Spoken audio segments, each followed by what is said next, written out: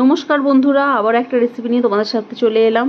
এই দেখো, আজকে হবে চিকেনের স্টমাক কষা। তো স্টমাক কষার জন্য কি কি লাগছে, ফার্স্টেই দেখো গুঁড়ো মশলা, তেজপাতা, গোটা গরম মশলা, গোটা জিরে, শুকনো লঙ্কা, আর এদিকে লঙ্কা গুঁড়ো, হলুদ গুঁড়ো, জিরে গুঁড়ো, ধনে গুঁড়ো। তো এগুলো তো লাগছেই। আর লাগছেই দেখো পেঁয়াজ কুচি আর টমেটো কুচি, পেঁয়াজ কুচি, টমেটো কুচি, আদা আর রসুন, আর এই দেখো পেঁয়াজ কুচি, টমেটো কুচি, আদা রসুন আমরা গ্রেট করে নিয়েছি।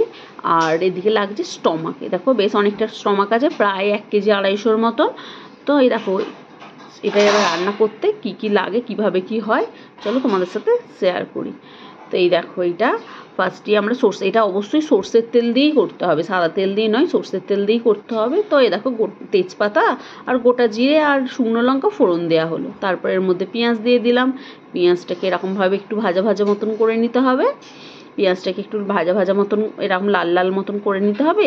তো পেঁয়াজটা এতে নরম হয়েছে, একটু নুন দিয়ে দিলাম। দেখো নুন দিয়ে এরকমভাবে ভাজা ভাজা মতন করে নিয়ে তারপর এর ওপরে এবার আমরা দেবো গোটা গরম মশলা।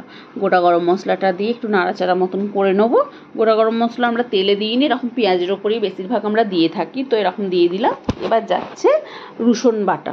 রসুন বাটা বেশ অনেকটা গেল, আদার থেকে রসুন একটু বেশিই যাবে। তো রসুন বাটা দিলাম। এবার যা দেওয়া হবে আদা বাটা, মানে আদা গ্রেট করা, আদা রসুন দুটোই গ্রেট করে নেওয়া। তো আদা গ্রেট করা আদা দেয়া হলো। দিয়ে এবার এটাকে এবার নাড়াচাড়া করে নিয়ে এবার যাবে বেশ দুটো মোটামুটি বড়ো সাইজেরই টমেটো দেওয়া হয়েছে। এরকম টমেটো দেওয়া হলো। টমেটোর ওপরে একটু নুন দিয়ে দেওয়া হবে, যাতে টমেটো আর পেঁয়াজটা বেশ ভালো নরম হয়ে যায়। পেঁয়াজে তো আগে দেখিয়েছো নুন দেওয়া হয়েছে, এবার টমেটোতেও একটু নুন দিয়ে দেওয়া হলো। এবার পুরো মশলাটাকে পুরো কষাতে হবে। দেখো এরকম করে মশলাটাকে পুরো ভালোভাবে নাড়াচাড়া করে নিতে হবে। নিয়ে এবার এতে দেওয়া হবে এবার মানে গুঁড়ো মশলাগুলো। গুঁড়ো মশলায় দেখলে লঙ্কা গুঁড়ো, হলুদ গুঁড়ো, আর ধনে গুঁড়ো, জিরে গুঁড়ো, আর একটু মশলা পুড়ে না যায় তার জন্য একটু জল দিয়ে দিলাম। এই দেখো এরকম করে কষিয়ে নিতে হবে।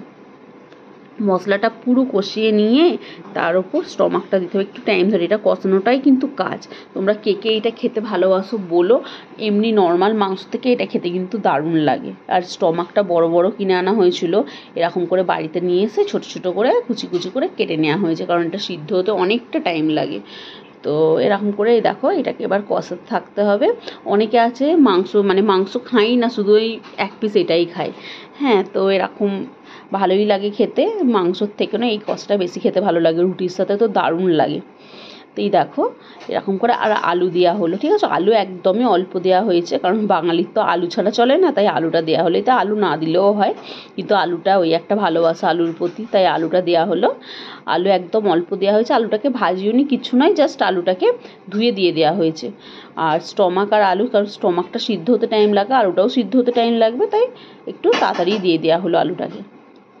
এইটার কিচ্ছু কাজ নেই, খালি কষাতে হবে। কষানোটা এই ঢাকা চাপা দিয়ে খালি কষাতে হবে। দেখো কতটা তেল বেরিয়েছে। এতে কিন্তু অনেকটা চর্বি থাকে, আমরা চর্বি নিইনি, আমরা জাস্ট ওই স্টমাকগুলোকে এরকমভাবে কেটে নিয়েছি। চর্বি নিলে আরও অনেক তেল বেরোতো, যারা নেয়, আমরা তো নিইনি বা নিয়েও না কখনো। এই দেখো পুরো একদম কষিয়ে কালো কালো মতন হয়ে গেছে। আর তোমাদের বারবার বলছি, ভিডিওটা ভালো লাগলে হ্যাঁ তোমরা লাইক, শেয়ার আর সাবস্ক্রাইব করতে একদমই ভুলো না। ঠিক আছে, এরকম নিত্য নতুন আরও নানান রেসিপি তোমাদের সাথে শেয়ার করব। একদম মানে চটজলদি সব রেসিপিগুলো তোমাদের সাথে আমরা শেয়ার করব। এই দেখো এটা কোনোই কিছু নয়, খালি একে কষানো আর পরিমাণ মতন সব কিছু দেওয়াটাই এর কাজ। এই দেখো কত সুন্দর হয়েছে, কালারটাও দারুণ এসছে। আর জলটা আমরা পরিমাণে খুবই কম দিলাম, কারণ এটা পুরো কষা কষা হয়, বেশি জল দিলে ভালো লাগবে না, এটা ঝোল টাইপ তো হয় না। এই দেখো আমাদের কিন্তু হ্যাঁ স্টমাক কষা, চিকেনের স্টমাক কষা রেডি। তোমাদের ভালো লাগলে তোমরাও করো। তো আজকের মতন টাটা, বাই।